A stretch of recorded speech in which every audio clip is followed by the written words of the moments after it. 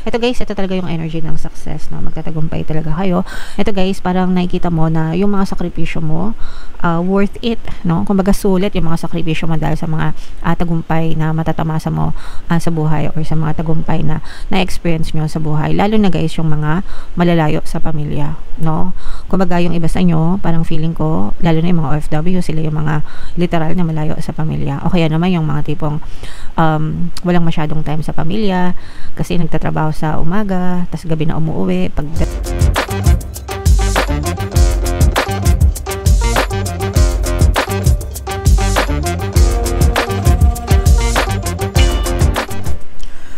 Hello guys, hello Libra, welcome back to Pinoy Pixie Tarot. Ang pamagat ng episode natin for tonight is first half kapalaran para ngayong December 1 to 15 para sa Libra guys, Sun, Moon, Rising Sign, and Venus.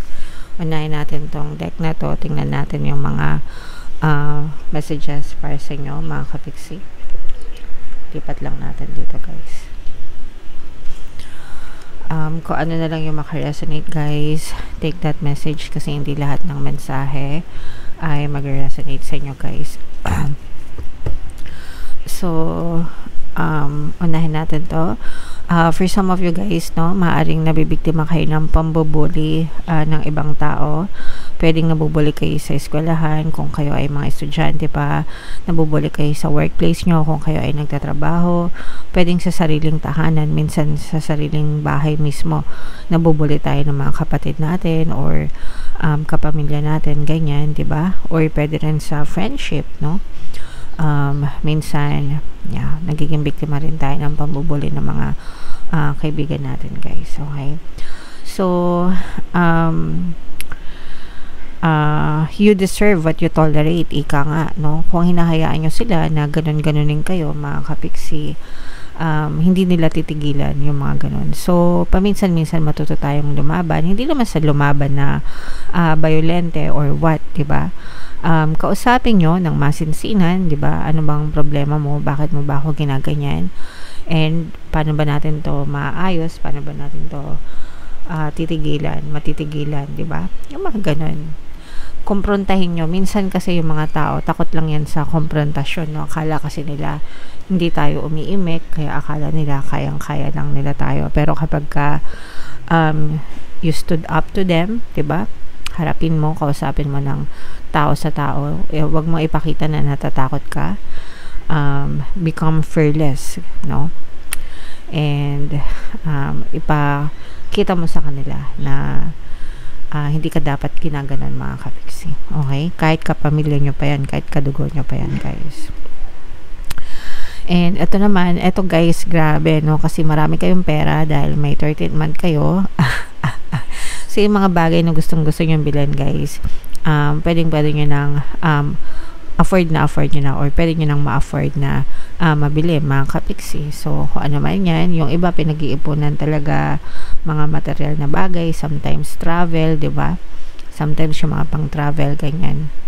So, yeah, kung ano talaga yung gusto nyo, mga kapiksi, basta hinay-hinay lang din sa paggastos para hindi naman kayo maubusan din, mga kapiksi. Alright? Okay. And another message, guys, ito, regalo, no? Giving season ang December, no? Kasi talagang may mga exchange gift, may mga reunion, may mga parties. So, natural lang na makatanggap kayo ng regalo. Yung iba sa inyo, guys, no, maaring manalo din, no? Manalo ng mga raffle. Guys, no, ito yung time na pakinggan nyo yung subliminal natin para manalo ng raffle or contest. Every season, December, guys, ang dami nating success stories dyan. Actually, nakatanggap na tayo recently, no? Nanalo sa raffle, nanalo ng 12K, nanalo ng ano pa ba yun? Basta nilagay ko dun sa community tab natin, basahin nyo na lang. So, kung gusto nyong manalo, guys, sa mga raffle, pakinggan nyo na yun simula ngayon, mga kapiksi, para lumaki yung chance nyo, guys. Okay? Alright. So, comment down below, Libra, if feeling nyo naka-resonate kayo dyan. Shuffle natin to, mga kapiksi. Habang sinashuffle ko to, panoorin nyo muna yung video natin regarding sa ating paano mag-manifest ng abundance video course. Kapiksi, sawa ka na ba sa mga struggles at hirap sa buhay mo? Masipag ka ba at masikap sa buhay ngunit hindi ka pa rin umaasenso? Ilang beses ka na bang nag-attempt magnegosyo at mag-invest pero palagi ka pa rin nalulugi? Sa pagkakataon na ito ay maaaring may subconscious beliefs ka na nagiging balakid sa iyong pag-unlad at pagyaman. Introducing, paano mag-manifest ng abundance video course. Dito ay matututunan mong ma-overcome ang mga balakid mo para tuluyan ka ng umunlad, umasenso, sumagana, maging matagumpay, successful at maswerte sa iyong kabuhayan, pera, trabaho, negosyo sa lapi at kaperahan ng bonggang-bongga. Dali, mag-send na ng email sa pinoypixie@gmail.com at simulan na ang iyong pagyaman ngayon. Alright, so sa lahat ng gusto mag-avail ng course guys, meron tayong paano mag-manifest ng abundance video course, paano mawala ang third party, at magkaroon ng harmonious na relationship, paano pabalikin si ex or vice breakup. Sa mga interesado guys, mag-send lang ng email sa pinoypixie@gmail.com.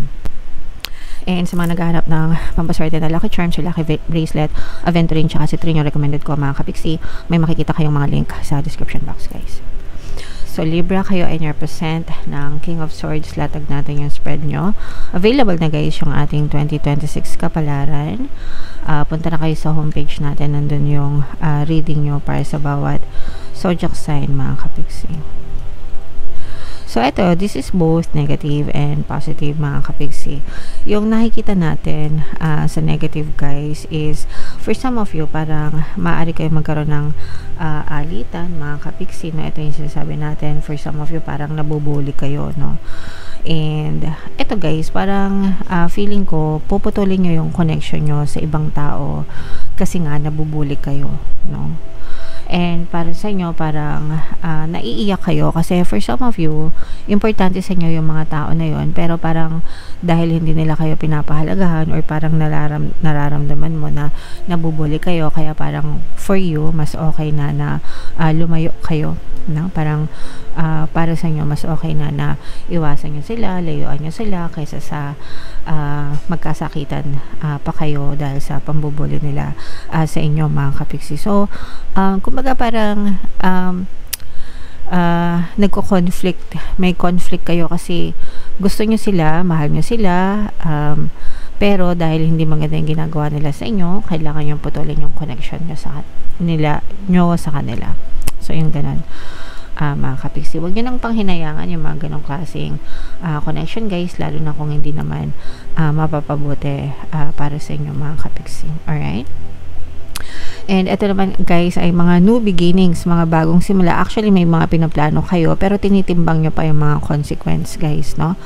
Mga bagong opportunities. Ito guys, mga bagong plano sa kaperahan. Pwedeng negosyo, investment, pagkakakitaan. Pero kumbaga inaayos nyo pa yung mga plano, pinag-iisipan nyo pa mabuti, and tinitimbang nyo pa yung mga pros and cons. And tama lang yan guys, kailangan timbangan nyo muna mabuti bago kayo magdesisyon para hindi kayo magkamali, no? Alright. And this is the energy of success. Good luck, success, tagumpay, especially pagdating sa kaperahan. Ito guys, parang feeling ko sasuccess kayo in such a way na parang may makukuha kayong mga commission or negotiation, and sasuccess kayo sa pag-negotiate, no? Kung kunwari nagbibidding kayo ng isang project sa kliyente, tapos kunwari in-offer niya 50, tapos ang asking mo is 100, parang ibibigay niya sa iyo yung 100 kasi ma-justify mo siya. So parang ganong klaseng success yung inyong ma-experience. Kunwari may binibenta ka sa marketplace na 25k, tapos tumatawad siya na 24, pero ikaw pa rin yung mananalo sa mga bidding. Nagets nyo ba? Sana nagets nyo. Ganun yung nararamdaman kong success ninyo, Libra. So, may kinalaman sa pera. So, kung ano man yan, congrats sa inyo. Good deal yan for you, Libra. Maganda din yung inyong relationship. Actually guys, sa relationship nakikita natin yung healing, no? Healing, ibig sabihin nag-heal yung mga relasyon, nagkakasundo yung mga nag-aaway, yung mga nagkakatampuhan, nagkakaroon ng reconciliation, mga kapiksi, and naghihilom yung mga sugat nyo, nagkakaroon ng forgiveness, nagkakaroon ng patawaran, and mas nangingibabaw yung pag-ibig at pagmamahal sa isa't isa. And yung iba naman sa inyo, kung kayo naman ay single guys, no, parang you are also healing your own heart, your own yourself, no? You're healing yourself. You're focusing more on yourself, mga kapiksi, and nag-heal yung mga dati mong pain, mga emotional pain mo, and even kahit hindi physical, guys, physical, emotional, mental, lahat ng pain mo, guys, nag-heal siya paunti-unti. Okay? So, focus on your healing, mga kapiksi. Syempre, pagdating sa healing or pagdating sa kalusugan, palaging magpa-check up sa mga manggagamot. Okay? So, i-mind-mind nyo na to. Ito, guys, itong mga brand new beginning, itong mga healing na to, harmonious relationship, guys, reconciliation, itong success sa pera, guys, i-mind-mind nyo na sa comment section, mga kapiksi.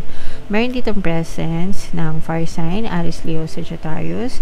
Ito, guys, ito talaga yung energy ng success, no? Magtatagumpay talaga kayo. Ito, guys, parang nakikita mo na yung mga sakripisyo mo, worth it, no? Kumbaga sulit yung mga sakripisyo mo dahil sa mga tagumpay na matatamasa mo sa buhay or sa mga tagumpay na na-experience nyo sa buhay. Lalo na, guys, yung mga malalayo sa pamilya, no?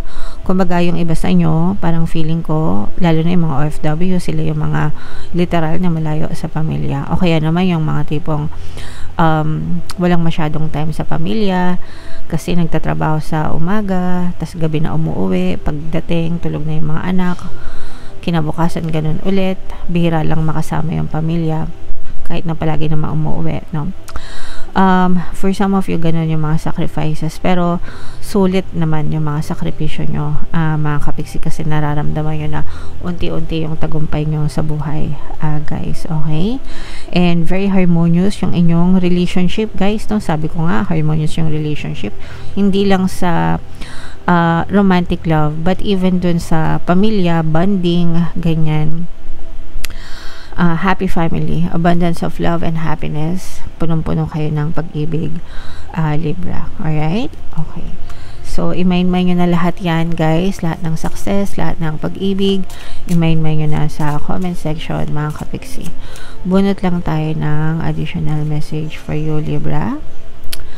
So, eto, guys, isolation. For some of you, guys, nakakaramdam ng loneliness. Unang-una, yung mga nabubuli, no? Parang, yung iba sa inyo, parang nakakaramdam kayo na parang nag-iisa kayo kasi nga nabubuli yung iba sa inyo. Tapos yung iba, literal na homesick, mga kapiksi, lalo na yung mga nasa ibang bansa, OFW. Kasi, lalo na yung mga hindi makauwi, guys, no? Kasi yung iba, wala sila, yung iba walang choice, hindi talaga sila makauwi kahit gusto nila, kasi minsan bawal sa kontrata, minsan kulang sa pamasahe, iniipon na lang, yung mga ganun. So hindi natin alam yung mga sakripisyo ng mga kababayan nating OFW, lungkot, matinding lungkot, pagod, pawis yung kanilang tinitiis, no? Mabigyan lang ng magandang buhay yung kanilang mga pamilya dito sa Pilipinas. So